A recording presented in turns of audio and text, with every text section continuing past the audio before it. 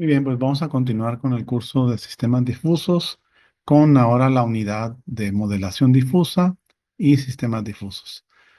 Pues en parte, en base en los conceptos que hemos visto en las unidades anteriores, vamos a poder ahora en esta unidad plantear los diferentes tipos de modelos difusos que se pueden desarrollar, así como pues la implementación. Cuando se implementan esos modelos difusos, pues ya se convertirían en sistemas difusos inteligentes o sistemas inteligentes que emplean lógica difusa para resolver problemas del mundo real, de diferente tipo, ¿no? Diferente índole.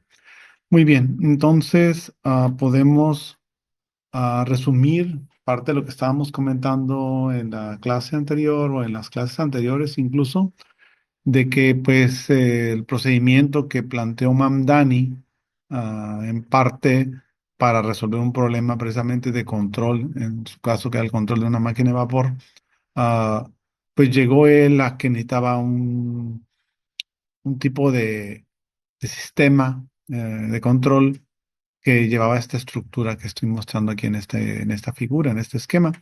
Básicamente, y esto es usando pues todos los conceptos previos que había propuesto Sade. Sade propuso desde 65 el conjunto difuso y luego posteriormente relaciones difusas, como hemos ido platicando en las diferentes clases, y luego eventualmente para llegar a la lógica, o sea, usando reglas if-then y un método de razonamiento o de inferencia, poder llegar a conclusiones en base a reglas if-then usando datos de variables lingüísticas de entrada. Lo que comentamos en su momento es que de esa parte que Mamdani hizo, pues nos faltaba este bloque que aquí está en verde, que es el difusificador. Y yo comentaba que, pues, la salida la forma en que lo he mencionado, sería un conjunto difuso, pero en la práctica muchas veces se ocupa como salida o como resultado final un número. Entonces, en esos casos, pues se ocupa un bloque extra que se llama difusificador, en el sentido de que convertiría un conjunto difuso que entre al difusificador, lo convertiría en un valor numérico, ah, un valor exacto, un valor tal como usualmente lo esperamos o a veces es lo que usamos. Entonces, aquí veríamos a más detalle esta parte que nos faltaba en el caso de Mamdani, ya que en el caso de cómo Mamdani hizo esta, como les decía, la aplicación a un problema de control, pues él ya usó las funciones de membresía, que es lo que va aquí en el falsificador, y también usó el método de inferencia o de razonamiento difuso que propuso Sade en cierta manera, pero Sade no lo había aplicado a algún problema real y Mamdani tuvo digamos, la contribución, se podría decir, de sí llevarlo a algo, a un problema real y ver que funcionaba correctamente, exitosamente en este caso. Bueno, entonces, resumiendo, ah, un sistema difuso, así como lo estamos viendo ese esquema, tal como lo planteó Mamdani, básicamente está formado por los fusificadores, los defusificadores y la parte, digamos, más fuerte, que es donde se hace la inferencia y las reglas difusas. Básicamente eso es lo que tiene o lo que serían las componentes de un sistema difuso de este tipo. Si comparamos, digamos aquí como en cierta manera para mm, mantener muy clara la diferencia entre lo que se hacía tradicionalmente o convencionalmente, como se dice aquí en este slide. Del lado izquierdo verían cómo serían las componentes de un sistema experto convencional. Como comentábamos desde un inicio, lo más cercano a los sistemas difusos, digamos, hablando en lo que se ha hecho en IA, en inteligencia artificial, serían los sistemas expertos, que los sistemas expertos sí se propusieron desde hace muchos años, en los 60 probablemente, 70, ya hubo algunos intentos de hacer estos sistemas expertos como un tipo de sistema inteligente que simulaba un experto humano. Se hicieron en varios campos de aplicación, como en medicina, en finanzas y en otras cosas. Pero el problema de esos sistemas expertos, como se plantearon inicialmente en inteligencia artificial, es que eran muy restringidos en cierta manera porque estaban basados en la idea de que al experto o el conocimiento del experto se le podía representar con lógica tradicional, con la lógica esta booleana, nomás de valores uno y cero o de falso verdadero. Y pues es muy restrictivo para tratar de modelar el mundo real, porque el mundo real y sobre todo mm, mucho de lo que el ser humano hace en su proceso de toma de decisiones inteligentes es más complejo que eso. No digo que no se pueda representar nada de esta manera, sí se puede, y de hecho muchos sistemas expertos que hicieron en un inicio en inteligencia artificial se hicieron con esos sistemas muy restrictivos basados en la lógica pura o lógica convencional, esta que solamente permite valores de cero y uno o valores de falso verdadero.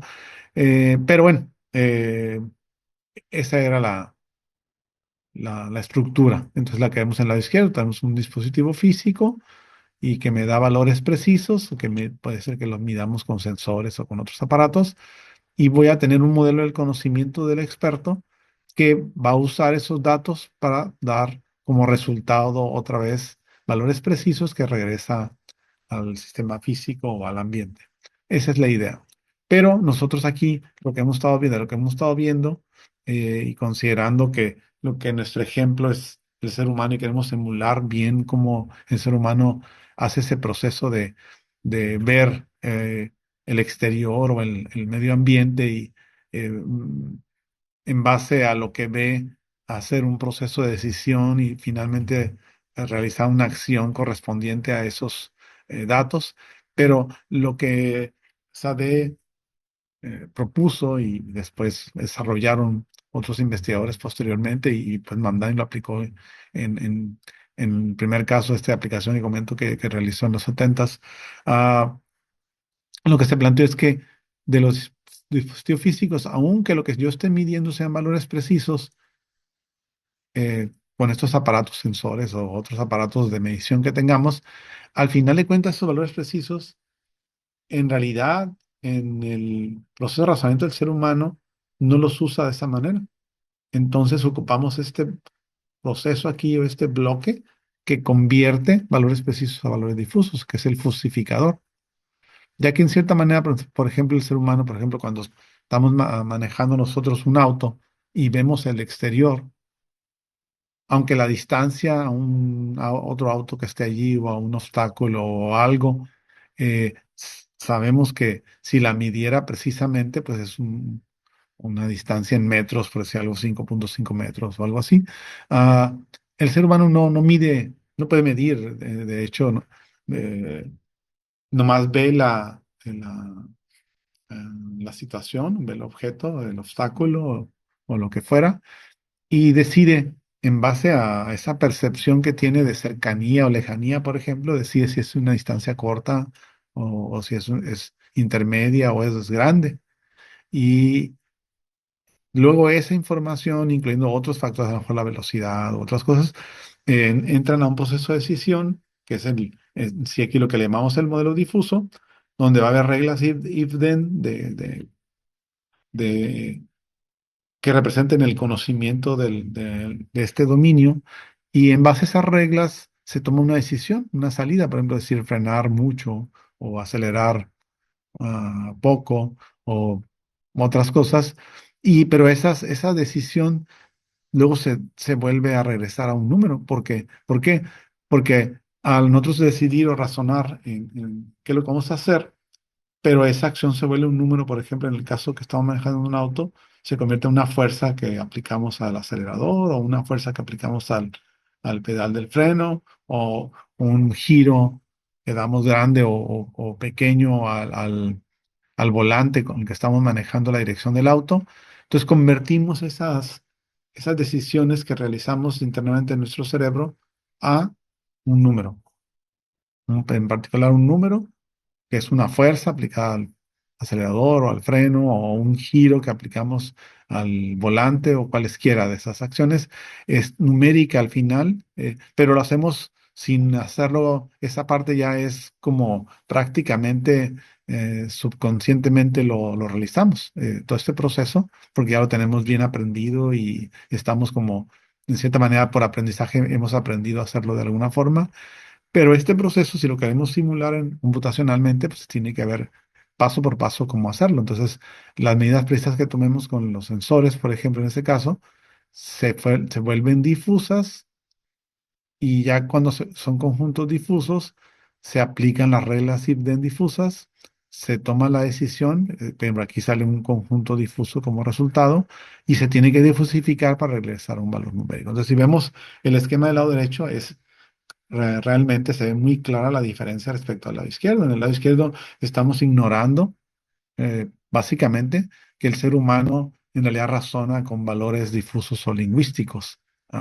y que no está usando números directamente para para tomar una decisión. Entonces, esa es la diferencia del lado derecho al lado izquierdo.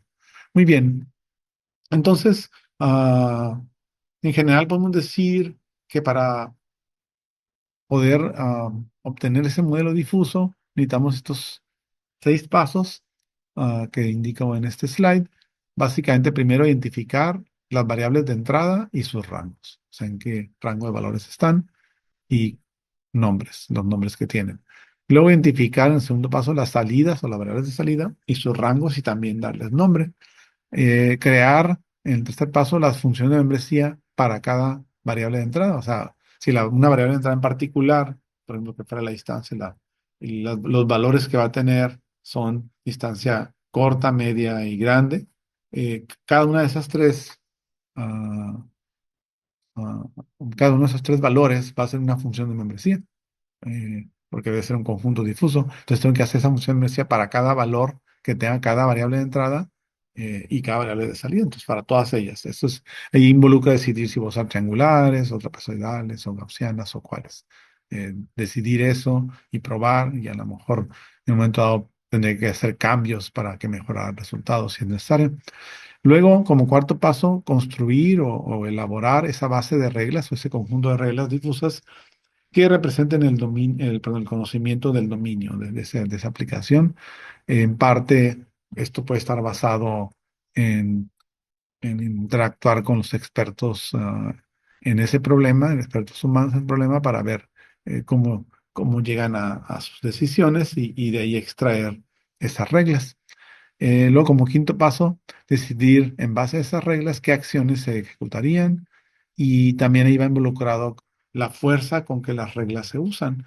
En parte de lo que veíamos como Mamdani llevó a cabo su proceso de inferencia, o sea, con las reglas para llegar a un resultado, ahí está involucrado, lo vamos a recordar en un momento ahorita más adelante, encuentra como un peso para el antecedente de la regla, o sea, qué tanto la regla se cumple en el antecedente, me da con qué fuerza la conclusión va a ser cierta, o con qué tanto valor va a ser cierta la conclusión. Si se cumple al 100% de los antecedentes, va a ser 100% la conclusión de la regla, y eso es como se hace en lógica tradicional o convencional. Pero aquí estamos permitiendo que se dé con un grado entre 0 y 1 ese peso, ah, o esa fuerza, y en base a eso se decide también la conclusión que tan válida es. Y finalmente, como sexto paso, pues se combinan las reglas. Varias reglas pueden ser que sean en un momento dado consideradas con los datos de entrada, y entonces se hace una agregación o una unión de los resultados de las reglas. Y finalmente, eso me da un conjunto difuso. Y finalmente, ese conjunto difuso que resulta de esa agregación o combinación del resultado de las reglas, eh, ese conjunto difuso final se necesita difusificar para obtener una salida final, un resultado final a todo el proceso. Muy bien, básicamente ahí en eso que estoy explicando, eh, estoy hablando casi prácticamente del primer tipo de modelo difuso o de sistema difuso que puedo tener, que es el de Mamdani. Pues Mamdani, siendo el primero que llevó a la práctica, ¿no? Esas ideas, pues estableció como una línea, ¿no? De, de trabajo, ¿no? O de investigación de sistemas difusos, pues, modelos difusos y luego sistemas difusos que se pueden hacer de esa manera, que es la manera o el tipo de modelo de Mamdani. Ah, Luego, una variante de Mamdani es el que se llama el Larsen, más adelante lo voy a mencionar, y estas que sí son un poco más diferentes, la de Takai Sugeno o Sugeno a secas y Tsukamoto. Básicamente, Sugeno y Tsukamoto lo que hicieron es cambiar el estilo de la regla que se usa en Mamdani a que en la salida de la regla ya no sea como en Mamdani, por ejemplo, en el caso de Sugeno, se usa una función matemática en la salida de las reglas. Entonces, es un cambio más drástico, pero la idea fue eh, como vamos a ver, este paso de fusificación que apenas voy a explicar en Mamdani, que nos falta para completar digamos, el círculo en lo que es Mamdani, ese paso de fusificación desafortunadamente requiere mucho cómputo. En estos tiempos ya no es tan grave porque pues, las computadoras e incluso los chips en hardware son mucho más rápidos y tienen mucho más memoria que hace 20 años, por ejemplo, 30 años. Entonces no es tan grave ya en estos tiempos ese problema, pero si nos vamos a los tiempos de los 80, que fue cuando Sugeno y su grupo propusieron ese modelo, allí sí era un cuello de botella el procesar de fusificación, sobre todo en control, porque en control se requiere tomar decisiones cada segundo o cada medio segundo, ya que están tomando lecturas del ambiente, por ejemplo, para un robot que se va a mover en un ambiente, un robot autónomo, está sensando lo que hay en el exterior y tiene que estarse decidiendo si el robot va a frenar, va a girar, va a regresarse o qué va a hacer. Y si no se toma decisiones rápidamente, pues el robot eventualmente puede chocar o tener algún problema, ¿no? Entonces, o no va a hacer las acciones ideales para llegar a un cierto punto. Entonces, en control era muy importante esa rapidez en la defusificación y sencillamente su genio en esos tiempos las computadoras eran muy lentas. ah, y su grupo pensaron en hacer alguna forma de que se evitara la defusificación y lo que se les ocurrió, o lo que propusieron, fue usar una función matemática en la salida que directamente calculara el resultado. Ya estaban evitando ese proceso de defusificación, lo vamos a ver más claro más adelante. Y Tsukamoto propuso otra forma diferente que no era la de Sugeno, pero que también evitaba la defusificación. Vamos a verlo más adelante. Pero esas son las opciones. Y hay otros métodos que son menos famosos, menos conocidos, que pueden encontrar en la literatura si revisan ah, más trabajos que se han publicado en esta área. Pero bueno, la mera gente, al menos lo ideal es que al menos conozca Mamdani y Sugeno, que son los más populares. Eh, de hecho, en muchos software, por ejemplo, en MATLAB, que ofrece una herramienta de lógica difusa, esa Fácil Logic Toolbox, donde permiten al usuario desarrollar fácilmente sistemas difusos, solamente da las opciones de Mamdani y Sugeno, porque son los más conocidos. Otros software o paquetes comerciales ofrecen otras. Y bueno, al final de cuentas, si uno desarrolla directamente en lenguaje, pues puede programar la que sea, ¿no? Ya es, digamos, ver qué es lo que conviene dependiendo de las condiciones. Y parte de lo que vamos a discutir son ventajas y desventajas que tienen unas y otras, para poder decidir qué me conviene en un momento dado. Ok, entonces nos concentraríamos principalmente hoy en el modelo de Mamdani, aunque buena parte de lo que voy a comentar ya lo vimos, pero la parte de desposificación sencillamente no. Nomás comenté que era similar a un promedio ponderado, pero lo vamos a ver más a detalle hoy. Y ah, otros otros puntos que a lo mejor quedaban ahí por explicar más claramente también los comentaría, además de otras aplicaciones que, digamos, servirían para ilustrar más qué es lo que está pasando o qué es lo que se está haciendo en este caso para modelos difusos tipo Mamdani. Muy bien, pues ahí ya había comentado que Mamdani trabajaba en la Universidad de Londres y él fue el primero que construyó un sistema difuso para controlar una máquina de vapor. La meta que tenía él era controlar esa máquina de vapor y no lo había podido realizar de una manera, mm, ah, digamos, eficiente con métodos de control tradicional. Entonces optó por tratar de aplicar las ideas de SADE en hacer un controlador difuso que simulara o emulara más bien a los operadores humanos que sí sabían cómo resolver ese problema. O sea, había gente que controlaba la máquina de vapor por experiencia. Entonces dijo, bueno, a lo mejor puedo poner eh, reglas if then que representen ese conocimiento de los operadores humanos, expertos, y, y usar esas ideas de cómo ah, los datos de las variables vayan a las reglas y las reglas den resultados y eso haga el control. Y bueno, básicamente él pudo lograrlo en base a lo que Sade había propuesto y su mérito fue que supo aplicar bien lo que estaba ya establecido en cierta manera y además implementarlo, porque recuerden la diferencia entre modelo y sistema. Modelo es pues esa abstracción donde pongo variables y de entrada y salida y cómo voy a procesar la variable de entrada para llegar a una salida, pero eso es como un modelo que podría ser matemático también o bueno, viéndolo en general, que la inteligencia artificial tiene otros tipos de modelos como las redes neuronales, también puede ser un modelo neuronal de control. Entonces ahí la diferencia es que la red neuronal iría en el sentido de recibir datos y la red neuronal eh, al procesar los datos en la red neuronal se llegue a al control. A diferencia de aquí que bueno, los datos van a entrar a reglas if-then para que las reglas if-then apliquen la inferencia lógica difusa y llegar a un resultado. Pero al final de cuentas, ambos serían métodos inteligentes de control. Me refiero a los difusos o a las redes neuronales que se podrían construir con la misma meta, ¿no? De controlar. Y la alternativa tradicional, control tradicional, es con ecuaciones matemáticas, que sería la otra alternativa que presente Mamdani, pues se topó ahí con el problema de que estaba complicado.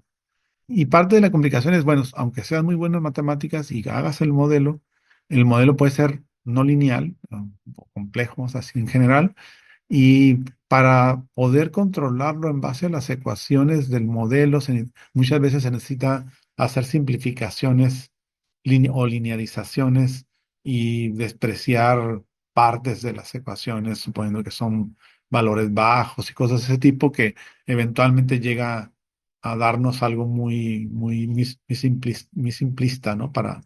Eh, para, para un problema complejo. Entonces, el control puede ser que funcione, pero de una manera muy ineficiente, o sea, puede ser tardado, o pueden ser acciones no tan buenas, o no siempre buenas en todos los casos. Ese es el problema, ¿no? O si cambian cosas en el ambiente, ya no puede variar porque no tiene esa flexibilidad, ¿no? Un modelo matemático. Muy bien, entonces vamos a decir que en Mamdani tenemos esos cuatro pasos: justificar la variable los valores de las variables de entrada, evaluar las reglas, agregar la salida de las reglas y luego de fusificar al final. Ya lo comentábamos anteriormente. En forma de esquema, como un diagrama de flujo, tenemos aquí, entra un valor exacto o varias variables, se fusifican, las funciones de memorizar son las que son para esto, y al fusificar va a salir algo difuso porque va a tener pertenencias a conjuntos difusos, como lo hemos visto anteriormente. Eso va a servir de entrada a las reglas difusas y usando el método de razonamiento difuso o de inferencia difusa, de composición max-min, por ejemplo, como veíamos, va a salir un resultado difuso. La función esa que cortada, por ejemplo, que siempre veíamos en la salida, que es un conjunto difuso diferente al del inicio, que se tiene que defusificar si quiero regresar al mundo real con un número y necesito una salida exacta. Voy a tener que defusificar ese conjunto difuso. Entonces, básicamente hay un proceso de fusificar, o sea, números, convertirlos a difusos, usar reglas difusas y luego con la inferencia voy a obtener un resultado difuso, el cual voy a ocupar defusificar para tener otra vez un número que es el que se va a dar de salida, por ejemplo, para controlar un robot o controlar un auto, un aire acondicionado, eh, etcétera, ¿no? Muchos problemas que pueden mencionarse, ¿no? Que serían posibles de emplear aquí en este caso. Muy bien, entonces esa es la idea. Eh, Viéndolo en forma estructural o como una arquitectura, esto es lo que tenemos. Entonces, tenemos las reglas, aquí está regla uno, regla 2, hasta regla R. Las reglas son de la forma si X es a uno, entonces Y es b uno, si X es a 2, entonces Y es b 2, así sucesivamente. Aquí lo que entra son los valores de X y al final acá sale Y. Aquí la X está como vector porque pueden ser mm, varias, ah, por ejemplo, puede ser X1, X2, X3, si fueran tres entradas en un momento dado. Si nomás fuera una sola X, pues sería una variable escalar aquí, ¿no? Pero bueno. Entonces, entra número difuso, pues casi siempre se usan números. En algunos casos menos comunes, puede ser que entre algo difuso. También se puede hacer el mismo procedimiento en ese caso porque la función de membresía se se propagaría y se iría a ver qué tanto intersecta a uno, a dos, así, y de esa manera se haría el mismo proceso. Pero si es un número, pues nomás es ir con ese número a la función de membresía, a ver qué tanto se cumple, qué tanta membresía tiene ese número en esa a uno, por ejemplo, a dos, a tres, etcétera. Muy bien, cuando ya se hace eso, se obtiene aquí como, es como un peso, pero en realidad es qué tanto se cumple esta parte. Si nomás es am, esta expresión directamente, pues sería que haría la función me decía que tanto es. Pero si hubiera en el antecedente de la regla ANS o OR, pues se tiene que hacer mínimos o máximos aquí para combinar qué tanto se cumplen las diferentes funciones de membresía y ya obtener esta W.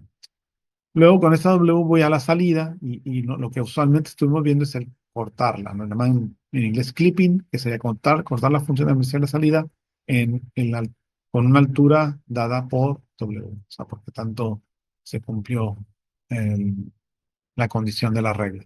Y bueno, así voy en cada regla y lo que sale de cada regla es un conjunto difuso y esos conjuntos difusos se agregan, se hace la unión de ellos para dar una combinación de esos conjuntos difusos y me va a dar un conjunto difuso total, una- que es una unión de todas estas. Y ahora sí, pues yo ocupo que sea la salida un número, voy a ocupar defusificar, significa convertir ese conjunto difuso a un número. Básicamente la defusificación es un proceso inverso al de fusificar, que es el de la entrada y este encuentra un número. Hay varias maneras de hacerlo, pero la manera más usual o la más popular es encontrar como un promedio ponderado de los valores de las funciones de membresía de esta resultante, que básicamente es como lo que le llaman un centro de área. Vamos a ver más adelante.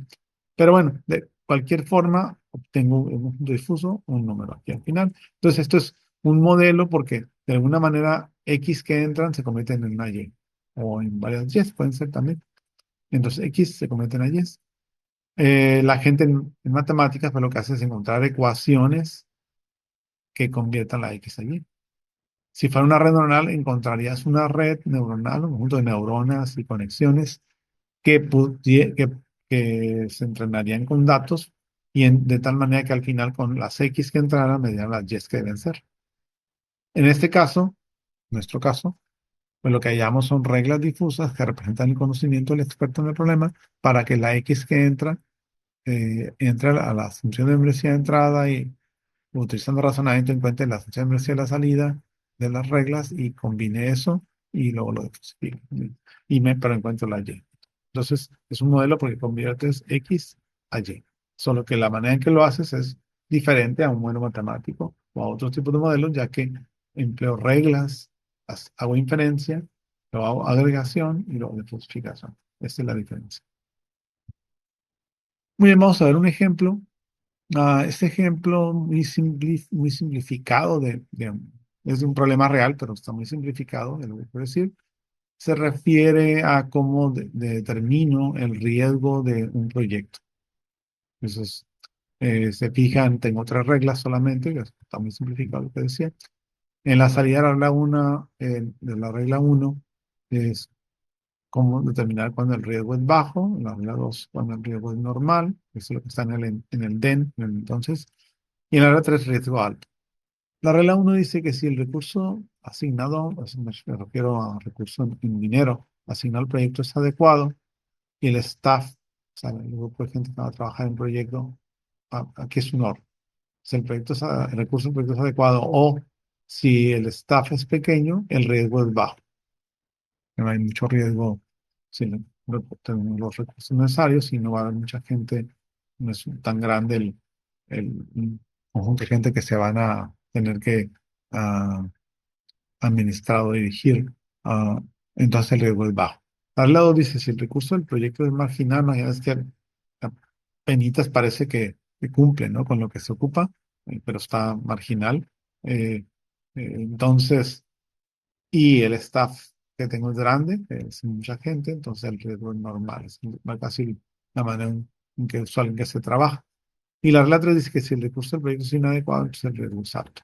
Entonces, está fácil. Podría haber más mm, reglas si tomamos en cuenta otras variables o si es un problema más complejo, pero bueno, ese es el ejemplo, ¿no?, que tenemos aquí. Por facilidad, en el lado izquierdo está lo mismo de que del lado derecho, pero usando variables para representar las cosas que están acá. Por ejemplo, la X representa el recurso asignado al proyecto. La Y, el tamaño del staff. ¿No? Y la Z es el riesgo. Y los valores lingüísticos de la X, si le dimos la X puede ser proyecto adecuado, recurso proyecto adecuado, marginal o inadecuado. Bueno, están usando A1 para inadecuado, A2 para marginal y A3 para adecuado. ¿Sí? Y en el caso de Y, vale nomás dos valores posibles, B1 y B2. B1 es que el staff sea pequeño y B2 que el staff sea grande. Y, y pues el valor de Z, C1 es bajo, C2 es normal y C3 es alto. Entonces lo podemos ver gráficamente, como está aquí en esta figura. Ah, Aquí estamos ejemplificando ya la fusificación. Si en particular nos dieran un valor X, una X1, por ejemplo, podría yo ir claro, no que es un valor dentro del dominio, ¿no?, de estas tres funciones de membresía, puedo ir a la función de membresía 2 y me va a dar punto 2 y a la función de membresía A1 y me da punto 5, por ejemplo, es lo que están poniendo aquí. Y en, en la otra variable, en Y, en la otra variable de entrada, vamos a suponer que nos dan un valor Y1, bueno, ese Y1 es la membresía punto 1 en B1 y punto 7 en B2. Ujú. Entonces, eso es lo que se le llama falsificar, o sea, ir con mis datos de entrada a la función de membresía de las variables de entrada y ver qué tanto se cumplen con la función de membresía que tengan ah, posible ah, pertenencia a la X a esa función. Por ejemplo, aquí con este X1 pues no hubo pertenencia a 3 porque el valor no es tan grande. Entonces, ah, con las que puedan ser nomás, ¿no? Ok. Y luego con esos valores ah, se haría la evaluación de las reglas. Básicamente, aquí entra lo que decíamos.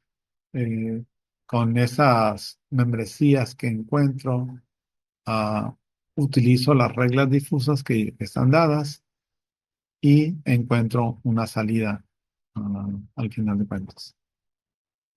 Para combinar, pues aquí se aplican ya, que hemos visto, por ejemplo, para la unión, el máximo, para la intersección, el mínimo, y lo usual. Y entonces, aquí está lo que pasa. En el caso de la regla 1, con la X1 que tenemos, no se dispara a 3 porque no tiene pertenencia ahí. Entonces está va a ser cero.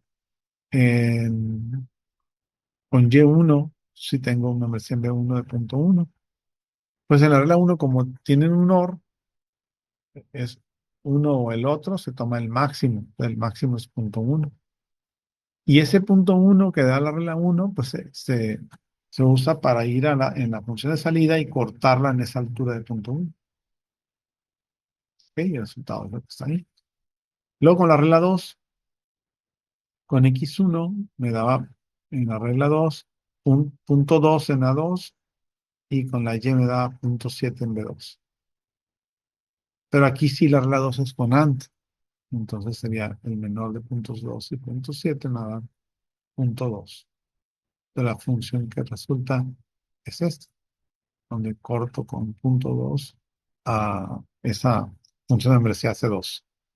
Y finalmente en la regla 3 solamente es si X es A1, entonces Z es C3, entonces con la X1 en A1, que es punto 5, aquí no hay ni siquiera hay que combinarla con otra variable, porque nomás da una variable. Ese punto 5 se propagaría hasta acá y me cortaría la función de membresía C3 en esa altura. Entonces, ahí están los resultados de las tres reglas con los datos dados, prácticamente dados. C1, C2, C3. Entonces, aquí hay que aclarar que hasta el momento siempre he mencionado, y de hecho aquí lo acabo de hacer, esa forma de obtener la salida es que es cortar la función de membresía de la salida. Pero en realidad hay dos métodos para hacer esto. Mm, Más adelante menciono más detalle el de scaling. El que siempre hemos empleado es el clipping, que es cortar, que es con el mínimo y el máximo. Pero si se cambiara la operación de mínimo por la operación producto aritmético, ocasionaría que la función de membresía sea diferente, que es el caso de scaling, escalamiento. Eh, entonces, en realidad hay dos opciones y cuando se usa escalamiento, se llama método de Larsen. O sea que en realidad el método de Mamdani, eh, que siempre se hace casi siempre con max y min, si le cambias el min por producto, ah, podría seguir diciendo que es Mamdani nomás con esa variación, pero eh, digamos que en alguna literatura se llama método de Larsen porque Larsen fue el que propuso que también esa opción era buena y de hecho van a ver ustedes que la ventaja que tiene scaling es que la función que resulta va a ser como una versión chiquita de la función que teníamos, o como que se hace a escala y esa es la ventaja que tiene. Entonces, el método de clipping usa MaxMin, la conversión MaxMin, que es como tal como lo vimos de la unidad pasada, lo que Mamdani usó. Y la ventaja que tiene es que requiere menos cálculos y la superficie de salida, que es lo que al final de cuentas resulta de un sistema difuso, es más fácil de falsificar. Pero el problema que tiene clipping es que el conjunto difuso que cortas pierde algo de información. Eso es. ¿Sí? ¿Por qué? Porque la forma de la función de membresía de salida no se mantiene. Ese es el problema. Entonces, en el caso de scaling, se usa el max product, que es usar el producto en vez del mínimo, y la función de membresía es como si la estuviera multiplicando en cada punto por un porcentaje, entonces mantiene su forma proporcionalmente. Y por eso se le dice que pierde menos información este método. Y bueno, podría ser útil por ejemplo, en sistemas expertos difusos, a lo mejor en aplicaciones donde no quiere perder la interpretabilidad o la interpretación de los conjuntos difusos y de las reglas. Eh, pero, por ejemplo, en casos como control, donde no te interesa tanto esto, sino nomás es tener la acción de control eh, relativamente rápido, no importa, podría usar clipping. A lo mejor en un sistema de difuso, pero para diagnóstico médico, convendría más usar el escalamiento para que mantenga toda ah, el modelo, toda su forma, ¿no? La forma en las funciones cuando lo obtienes el resultado. Entonces va a depender de la aplicación, pero bueno, esta es la alternativa. Aquí está la comparación. Vemos del lado izquierdo composición max-min, o sea, lo que es el método de corte o el clipping. Vemos cómo, bueno, si cortas esta trapezoidal C2 en punto 2, sigue siendo trapezoidal la que obtienes como final, pero no de la misma forma porque la parte plana de la trapezoidal oscura es mucho más grande que la de la original, de la C2. Perdón, no, esta función estamos usando la C2 como ejemplo. Del lado derecho, cuando está producto, se fija en la función de membresía que queda abajo, la oscura, mantiene la forma de la original. O sea, la parte en donde sube es la misma que la que tenía la original y donde baja también. Y la parte plana tiene el mismo tamaño. Y lo que pasa es que aquí, como se está multiplicando, por ejemplo, esta si hago por punto 3, si fuera el número ese, el factor o la escala, obtienes una versión más chiquita de la que tenías. Pero mantiene la forma, eh, como lo pueden ver ahí. Bueno, independientemente de cuál hiciéramos, después de hacer ese proceso de llegar a la salida, se ven agregar los resultados en este caso, de las tres reglas, combinarlos, juntarlos para obtener un resultado final. Entonces aquí en nuestro caso, en nuestro ejemplo, tendríamos algo así. En la regla 1 me ha dado salida C1 con esta forma. En la regla 2 me ha dado C2 en esta forma. Y en la regla 3 me ha dado C3 con esta forma. Si hago la unión de estas tres funciones de membresía oscuras o sombreadas, obtengo esta curva, que es la del lado derecho. Ese es el resultado final de esas tres reglas difusas con esas funciones de membresía, donde vemos claramente que para valores bajos de la salida de la Z, el resultado va a ser el que da la regla 1. Para valores intermedios, el resultado va a ser C2. Y para valores altos de Z, va a ser lo que da C3, básicamente. Pero bueno, esta es la función de membresía combinada de las tres funciones de membresía que resultaron de cada regla. Y luego ah, la forma que tienes por lo que cada regla me da. Ahora aquí no más falta comentar que la transición entre lo que da la regla 1 y lo que da la regla 2 es dada por el traslape. Esto de aquí. Y la transición entre la regla 2 y la 3, que es esta parte inclinada, viene de que en el traslape se combinan en forma ponderada los resultados de las dos reglas. Si estoy más cerca de donde está la regla 1, la regla 1 va a dar más resultado eh, que la regla 2, pero se combinan y el resultado total va a ser cercano a lo que da la regla 1. Pero ya cuando esté más cerca de un punto donde la regla 2 es donde domina, eh, en ese problema ponderado que se hace en el salto al lape, el, el resultado va a ser más cercano a la regla 2 y estoy más en un punto más cercano a donde la regla 2 es válida. Entonces, por eso es esa forma. Nos falta encontrar la defusificación de esto. Eso es lo que nos falta ver, que se ve como encontrar un punto representativo de esto. Ese punto podemos adelantar aquí de la forma de la figura que va a estar más hacia la derecha.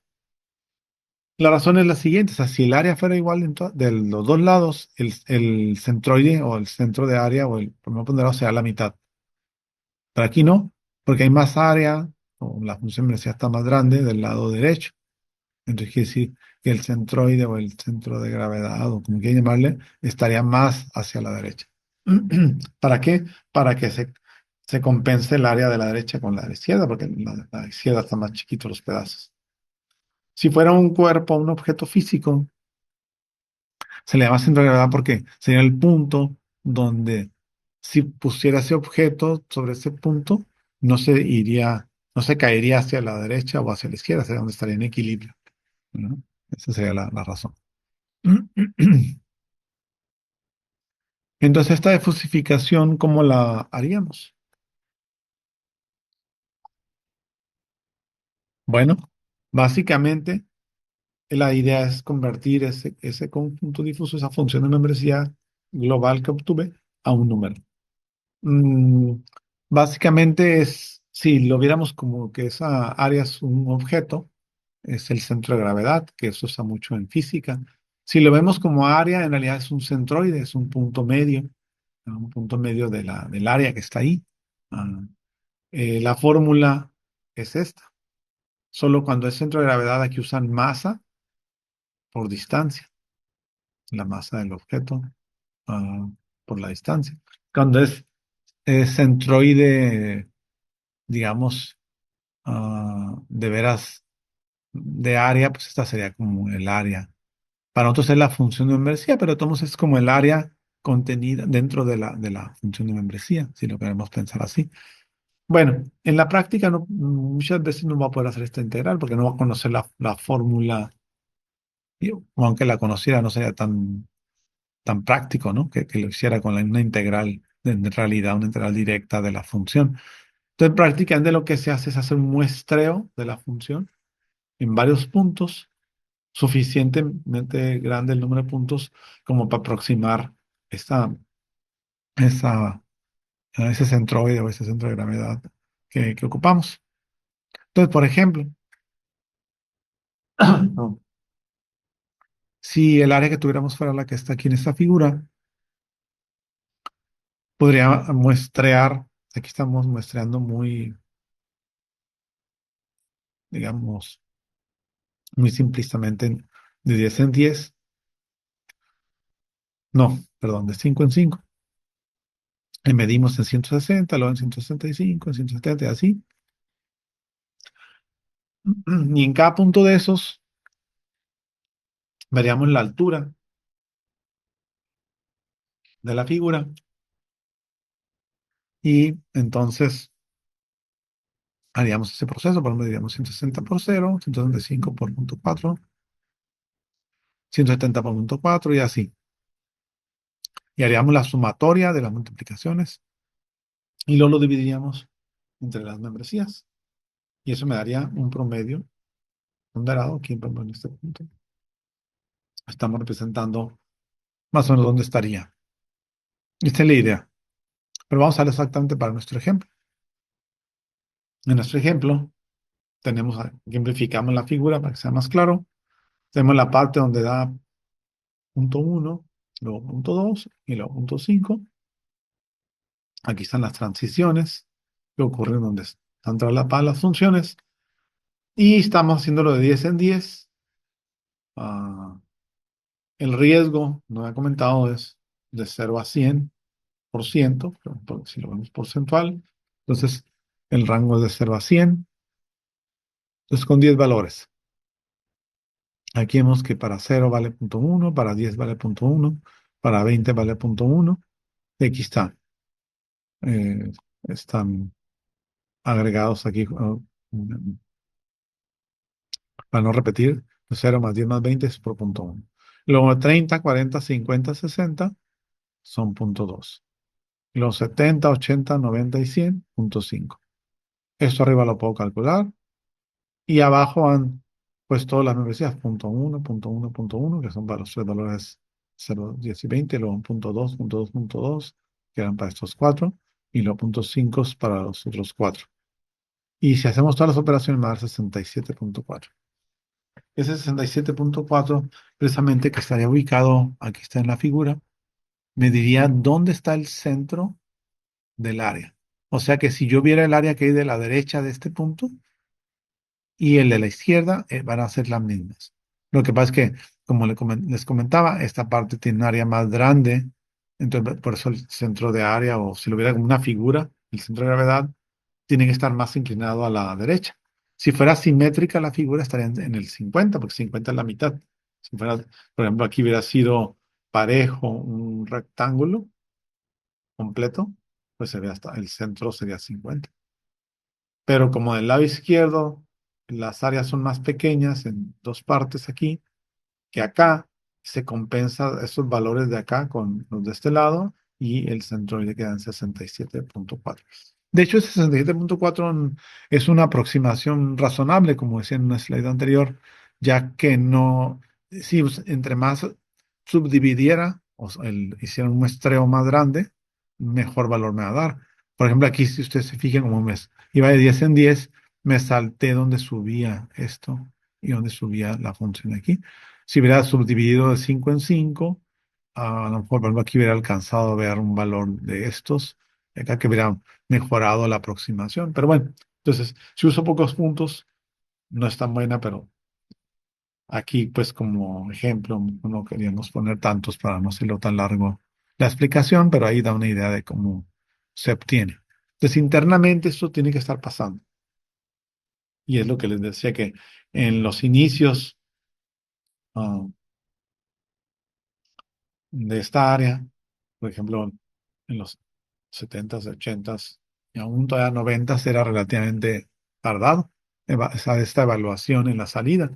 Y más aún en control, porque como les comento, tiene que estarse midiendo con los sensores eh, eh, esa información al difuso y el difuso dar un resultado final y se tiene que estar haciendo en forma cíclica, continuamente, por todo el tiempo, por ejemplo, en el que si es un robot navegando una área, una zona, pues todo el tiempo que tarde el robot de un punto inicial a un punto final, tiene que estar haciendo eso cada segundo, viendo lo que hay en el ambiente, hasta con los sensores, sensando y dando la información haciendo la fusificación, las reglas obtienen el resultado y luego se fusifica y ahí desde se ve que el robot qué es lo que debe hacer y así sucesivamente. Si no es suficientemente rápido, no puedes controlar bien el robot porque va eventualmente, si se tarda la decisión, puede chocar o algo, ¿no? Entonces, no, igual al nivel de autos, para vehículos autónomos, por ejemplo, sería la misma cosa.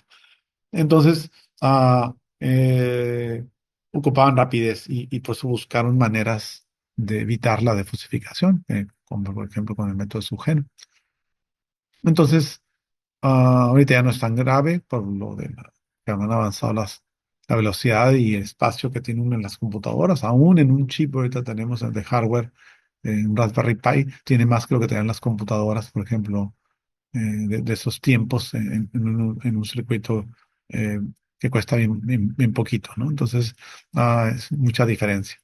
Pero ahora tenemos problemas con otros tipos de sistemas difusos. Más adelante les platicaré, porque pues ha avanzado también el área, ¿no? Esto que estamos hablando ahorita, aquí pues es en los inicios lo que teníamos. Ahora ya no solo tenemos este tipo de sistemas difusos, ya tenemos sistemas difusos tipo 2 por ejemplo, por intervalos o generalizado, que requieren más cómputo para calcular un resultado y ahora digamos que el problema este de fusificar lo tenemos en los tipo 2 para que se pueda hacer rápidamente en tiempo real, vamos a llamar. Pero bueno, sería otra historia para más adelante.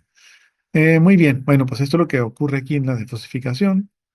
Y bueno, regresando a lo de eh, el razonamiento, entonces el max-min, como lo hemos siempre platicado, es de esta manera, que es con el clipping, que donde corto las funciones de salida, luego las agrego y luego obtengo el resultado, que esta z con la desfosificación. Eh, y puedo ver otros ejemplos. Por ejemplo, este no es tan, digamos, como una aplicación como el anterior que vi, ese sí es abstracto, pero puedo ver muy claro cómo se obtienen los resultados y cómo la forma de la función de membresía que resulta viene de las reglas y viene de los valores de las funciones de los parámetros de la función de membresía. Por ejemplo, aquí tenemos tres reglas solamente. Si X es pequeño, entonces Y es pequeño. Si X es mediano, entonces Y es mediano. Si X es grande, entonces Y es grande. La X va a estar de -10 a 10. Ese es el intervalo, el rango, y la salida de Y de 0 a 10. Si las funciones de membresía de la entrada son estas para pequeño, mediano y grande, son trapezoidales de -10 a 10, y las de la salida en Y, también pequeño, mediano, grande, trapezoidales en el rango de 0 a 10. Si le diera valores, en este caso en particular o especialmente valores de X de entrada, números, ah, y obtengo las Y, vería que la curva que me da es esto, o la superficie, le llamamos. En realidad es una superficie ya cuando al menos tengo una variable más. Por ejemplo, si mi difuso fuera con X y Y en la entrada y Z en la salida, pues va a ser el, mi figura estaría en 3D, no en el plano como aquí. Pero aquí como nomás hay X y Y, pues queda en el plano. Entonces queda una curva. Pero ya en general sería una superficie si son más variables. Muy bien, ¿por qué tiene esa forma? Bueno, es muy sencillo. Debe empezar, este es el eje X y este es el eje Y. Cuando la X es pequeña, pues la Y es pequeña. Cuando la X es mediana, Y es mediana. Y cuando la X es grande, Y es grande. Pero en particular, ¿por qué es esta forma y por qué estos valores? Bueno, rápidamente, nomás, por ejemplo, imagínense que yo diera el valor X igual a -8 como dato de entrada. Cumple con ser pequeño con membresía 1. ¿Sí? Ahí está muy claro. Y que la regla 1 dice que si X es pequeño, Y es pequeño. Entonces me iría a la salida, a la Y.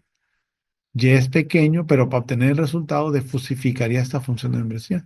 La defusificación de esta es aproximadamente digamos, no vamos a hacer todos los cálculos aquí, pero lo ven, está más o menos en el centro. Pues esto aparte es fácil ver que sería cierto lo mismo para -10, -9, -8, -7, -6. Hasta allí se mantendría fijo, porque como es trapezoidal, está plano arriba, la membresía es 1 para todos ellos. La salida va a ser Y es pequeño, también se cumple total, porque es membresía 1, no ni siquiera necesito cortar la función. Y la defuscación es 1, entonces se mantiene parejo el resultado de Y de -10 a -6, valiendo 1. Luego en la parte donde están cruzadas, ahí va a haber que se tiene que calcular con un valor, por ejemplo, para un valor de -4, va a tener una membresía de 0,3 en small y 0,7 en medium, por ejemplo. Entonces, se va a tener que usar la regla 1 con 0,3, que el valor vale, se corta la función en 0,3, y la regla de mediano en 0,7.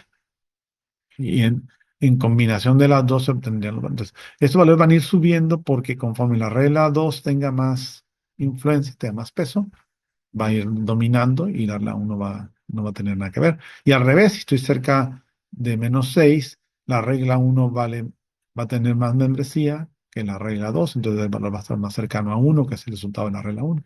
Pero proporcionalmente van a ir variando entre este rango.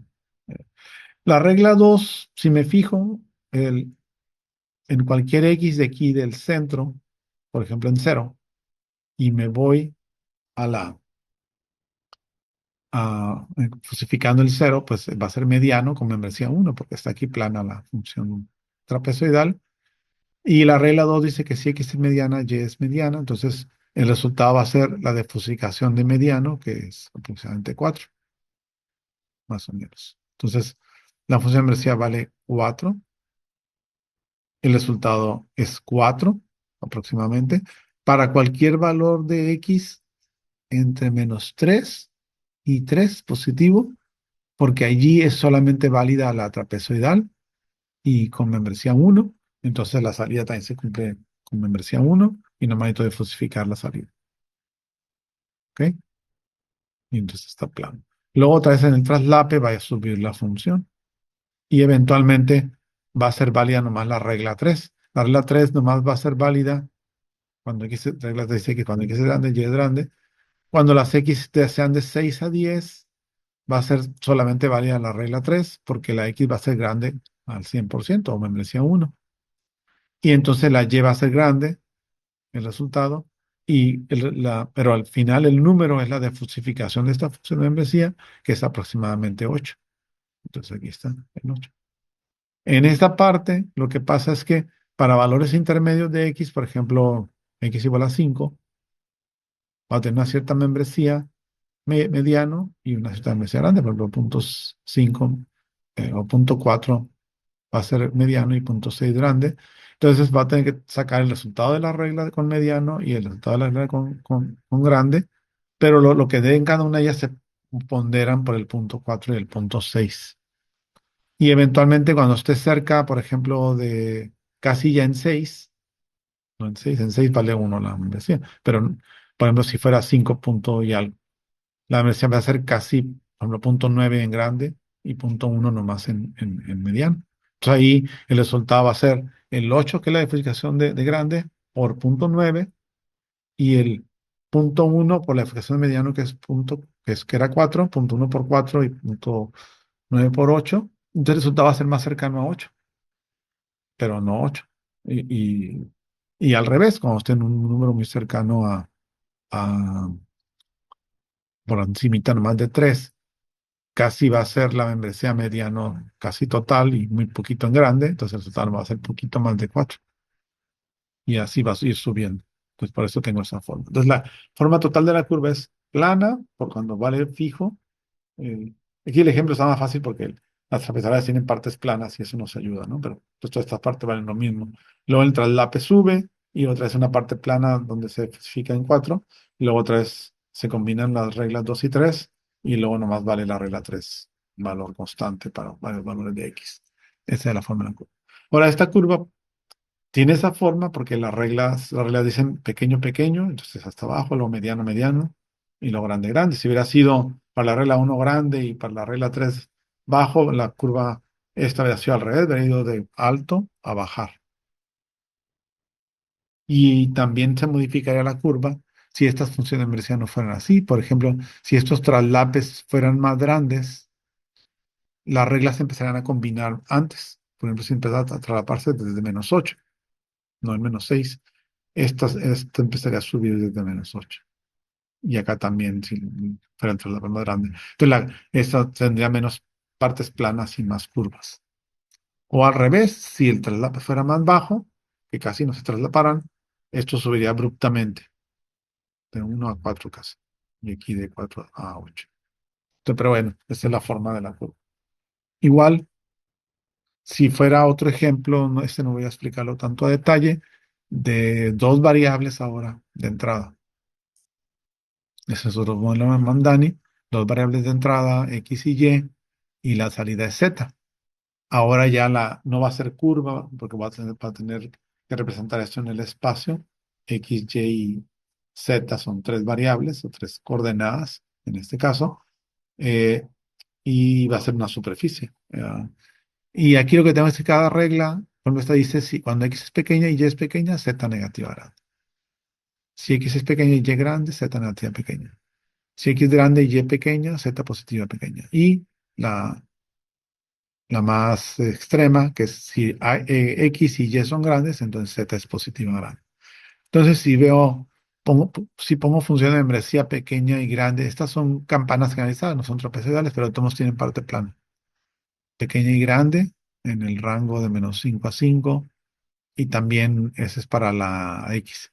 Para la Y pequeño y grande, -5 a 5. Y en la salida el positivo grande, perdón, negativo grande es el que está más a la izquierda, positivo, perdón, negativo pequeño, luego positivo pequeño y positivo grande, ah, tendría esta superficie. Donde la regla uno de que cuando X y Y eran pequeñas sería la que me da este resultado, sería negativo grande. Y luego acá la regla 4 era cuando ambas eran grandes, X grande, Y grande, el resultado era Z grande, y es esta parte de acá. Y las otras son las otras dos reglas. Y estas transiciones se ven ahí como curvas por el tipo de función de membresía que tenemos y cuando pasas de una regla a otra. ¿Ok? Y esta es la forma. En el otro problema, pues como nomás hay dos variables, pues nomás tenía como una cara de esto. Aquí ya tengo en el espacio esta forma de superficie. En resumidas cuentas, estas reglas con estas funciones de membresía me da esto. Pero esto también lo podría yo obtener, por ejemplo, con un modelo matemático, con ecuaciones. pero sería otra forma. Ese modelo difuso, cuando le doy valores, me da esta representación global de cómo el modelo da los resultados, ¿no? Del problema. ¿Ok? Más variables ya no podría graficarse así. Bueno, porque si hubiera más de tres, ya no puedo graficar cuatro dimensiones, pero podría graficar parcialmente tres de ellas, o sea, para ver cómo está la cosa, pero no todas juntas, pero esa es la idea.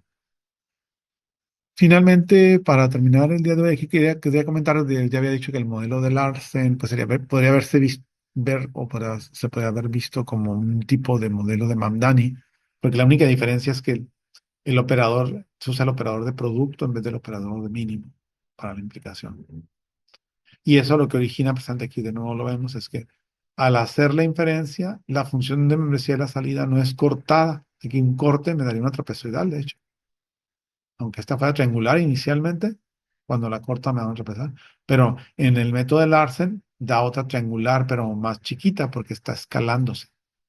Al multiplicarse cada valor de membresía de la original por un decimal entre 0 y 1, pues la conviertes en un valor decimal más chico, pero proporcional. Entonces se obtiene para el triangular original en el resultado otra triangular, pero más chiquita, igual en la regla 2 y la unión de ellas.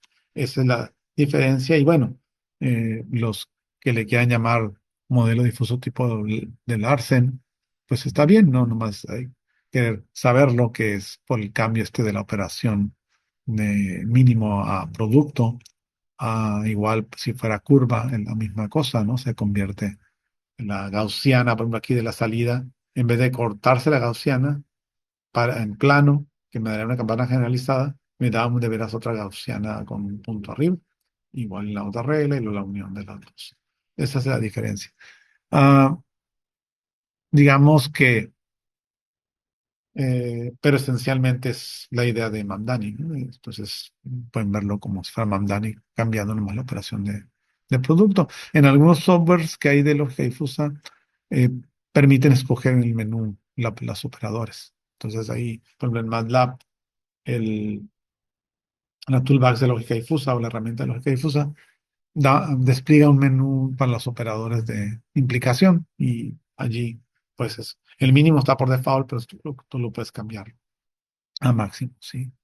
Si quieres. Entonces ya está la opción.